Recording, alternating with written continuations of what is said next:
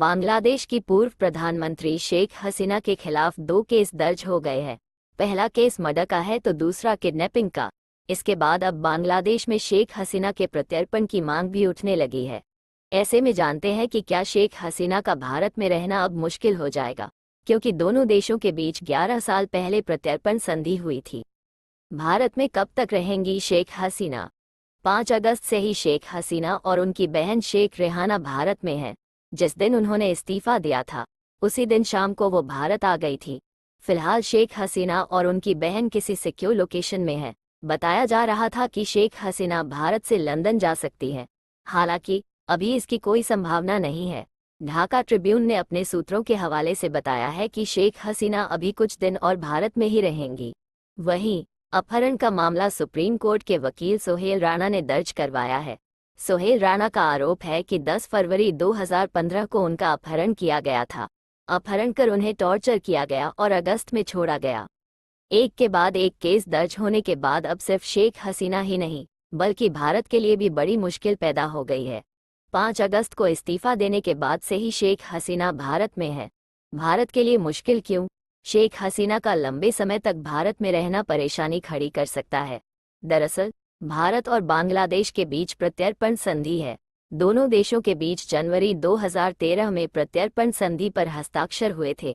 प्रत्यर्पण संधि के चलते बांग्लादेश की सरकार की मांग कर सकती है कि भारत शेख हसीना को गिरफ्तार कर उन्हें सौंपे, ताकि मुकदमा चलाया जा सके। दिलचस्प बात यह है कि 2009 में शेख हसीना के प्रधानमंत्री बनने के बाद ही भारत और बांग्लादेश के बीच प्रत्यर्पण संधि को लेकर बातचीत आगे बढ़ी थी। दरअसल भारत लंबे समय से ढाका की जेल में बंद अनूप चेतिया की प्रत्यर्पण की मांग कर रहा था। अनूप चेतिया असम के अलगाववादी संगठन उल्फा का नेता था। 1997 में उसे बिना वैध दस्तावेजों के बांग्लादेश में घुसने पर गिरफ्तार किया गया था। 2013 में प्रत्यर्पण संधि पर हस्ताक्षर होने के बाद नवंबर 2015 में अनूप चेतिया को भारत को सौंप दिया गया था। खैर, अब बांग्लादेश में अंतरिम सरकार है। मोहम्मद यूनुस उसके मुखिया है। ऐसे में शेख हसीना के प्रत्यर्पण की मांग भी उठने लगी है। बांग्लादेश की सुप्रीम कोर्ट के बार एसोसिएशन ने भारत से शेख हसीना को गिरफ्तार करने और उन्हें सौंपने की मांग की है। भारत में कब तक रहेंगी शेख हसीना? 5 अगस्त से ही शेख हसीना और उनकी बहन शेख रेहाना भारत में हैं। जिस दिन उन्होंने इस्तीफा दिया था, उसी दिन शाम को वो भारत आ गई थी। फिलहाल शेख हसीना और उनकी बहन किसी सिक्योर लोकेशन में है। बताया जा रहा था कि शेख हसीना भारत से लंदन जा सकती है, हालांकि अभी इसकी कोई संभावना नहीं है। ढाका ट्रिब्यून ने अपने सूत्रों के हवाले से बताया है कि शेख हसीना अभी कुछ दिन और भारत में ही रहेंगी। माना जा रहा है कि शेख हसीना बहुत ज्यादा लंबे समय तक भारत में नहीं रहेंगी, क्योंकि अगर वो रुकती हैं तो उनके प्रत्यर्पण की मांग तेज हो सकती है। वो एक ऐसे देश में जा सकती हैं जहां उनके प्रत्यर्पण की गुंजाइश कम हो या फिर न के बराबर हो। शेख हसीना के लिए भारत सेफ क्यों नहीं? फिलहाल शेख हसीना भारत में सेफ जगह पर हैं, लेकिन लंबे समय तक उनके लिए यहाँ रहना सेफ नहीं होगा, क्योंकि उनके खिलाफ केस दर्ज होते जा रहे हैं। ऐसे में बांग्लादेश की सरकार भारत पर उनको प्रत्यर्पित करने के लिए दबाव बना सकती है। दोनों देशों के बीच हुई प्रत्यर्पण संधि में प्रावधान है कि अगर किसी व्यक्ति ने ऐसा अपराध किया है जिसमें कम से कम 1 साल की सजा का प्रावधान है, तो उसे प्रत्यर्पित किया जाएगा। संधि में लिखा हुआ है कि अगर किसी व्यक्ति ने राजनीतिक स्वरूप का कोई अपराध किया है तो उसके प्रत्यर्पण से इनकार भी किया जा सकता है। हालांकि हत्या, नरसंहार और अपहरण जैसे अपराधों में शामिल व्यक्ति को प्रत्यर्पित करने से इनकार नहीं किया जा सकता। ऐसे में भारत क्या कर सकता है? भारत से शेख हसीना के रिश्ते हमेशा से अच्छे रहे हैं।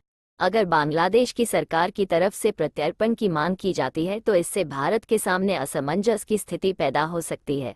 माना तो यही जा रहा है कि अगर इस तरह की मांग होती भी है तो भारत शेख हसीना के प्रत्यर्पण से इनकार कर सकता है।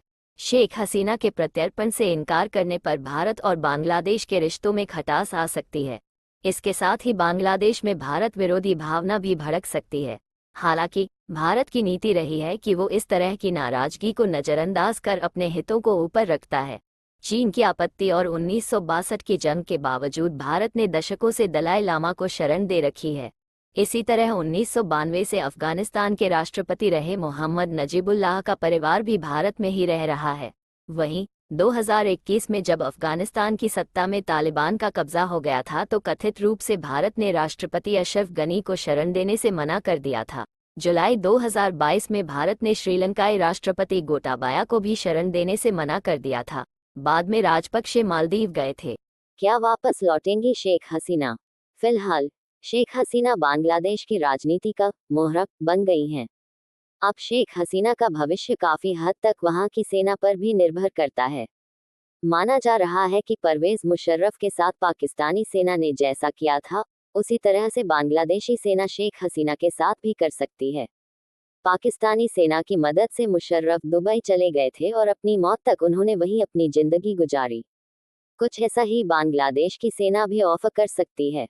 हालांकि कुछ दिन पहले ही बांग्लादेश की अंतरिम सरकार में गृह मामलों के प्रमुख brigadier general retired M Sakhawat Hussain ने शेख हसीना से वापस लौटने की अपील की थी। हुसैन ने कहा था, शेख हसीना खुद से गई थी और अब उन्होंने लौट आना चाहिए, लेकिन वापस आकर कोई हंगामा न करें, क्योंकि इससे लोग और ज्यादा नाराज होंगे।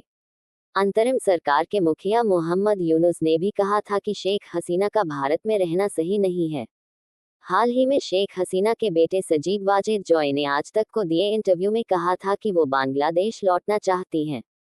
वाजिद ने कहा था कि उन्होंने किसी भी देश में शरण के लिए आवेदन नहीं किया है, वो जल्द ही बांग्लादेश लौटना चाहती।